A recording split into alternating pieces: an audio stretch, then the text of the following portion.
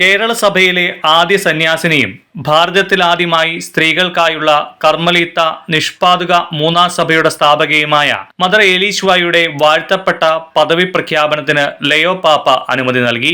കേരള സഭയുടെ ചരിത്രത്തിൽ സുവർണ ശോഭ പരത്തിയ മദർ ഏലീശ്വ 1866 ഫെബ്രുവരി 13 കൂനമ്മാവിൽ സ്ത്രീകൾക്കായുള്ള കർമ്മലീത്ത നിഷ്പാദുക മൂന്നാം സഭ സ്ഥാപിക്കുകയും കേരളത്തിൽ ആദ്യമായി പെൺകുട്ടികൾക്ക് സ്കൂളും ബോർഡിംഗ് ഭവനവും അനാഥ മന്ദിരവും ആരംഭിക്കുക വഴി സ്ത്രീ ശാക്തീകരണത്തിന് തുടക്കം കുറിക്കുകയും ചെയ്തു.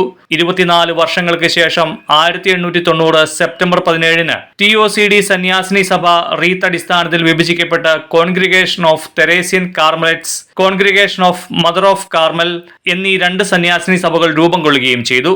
മദർ ഏലീശ്വ അനന്തതയിലേക്ക് പ്രവേശിച്ചിട്ട് 112 വർഷങ്ങൾ കഴിയുമ്പോൾ ജൂബിലി വർഷം 2025 നവംബർ 8 വൈകിട്ട് 4:30 പരിശുദ്ധ അമ്മയുടെ ദേശീയ തീർത്ഥാടന കേന്ദ്രമായ വല്ലാർപാടം ബസിലിക്കയിൽ വെച്ച് മലേഷ്യയിലെ പെനാങ് രൂപതയുടെ മെത്രാനായ കർദിനാൾ ഡോക്ടർ സെബാസ്റ്റ്യൻ ഫ്രാൻസിസിന്റെ മുഖ്യ കാർമ്മികത്വത്തിൽ നടക്കുന്ന ആഘോഷമായ സമൂഹ ദിവ്യബലി മധ്യേ മദർ ഏലീശ്വയെ വാഴ്ത്തപ്പെട്ടവളെന്ന് പ്രഖ്യാപനം ചെയ്യും. ഇന്ത്യയുടെ apostolic nuncio archbishop doctor Leopold Girelli, Varappuzha അതിരൂപ മെത്രാപ്പോലിത്ത ഡോക്ടർ ജോസഫ് കളത്തിപ്പറമ്പിൽ, ആഗോള കർമ്മലീത്ത സഭയുടെ general father Miguel Marquez Calle OCD, postulator general father Marco Chiesa OCD തുടങ്ങി ഇന്ത്യക്കകത്തു നിന്നും വിദേശത്തു നിന്നുമുള്ള നിരവധി കർദിനാൾമാരും മെത്രാപ്പോലിത്താമാരും മെത്രാൻമാരും വൈദികരും ഈ പുണ്യകർമ്മങ്ങൾക്ക് സഹകാർമ്മികത്വം വഹിക്കും. പുണ്യപൂർണമായ ജീവിതത്തിലൂടെ ഭാരത സമർപ്പിതർക്ക് മാത്രമല്ല ആഗോള ക്രൈസ്തവ സഭയ്ക്ക് മുഴുവൻ വിശുദ്ധ ജീവിത മാതൃകയായ TOCD CTC സന്യാസിനി സഭാ സ്ഥാപിക മദർ ഏലീശ്വ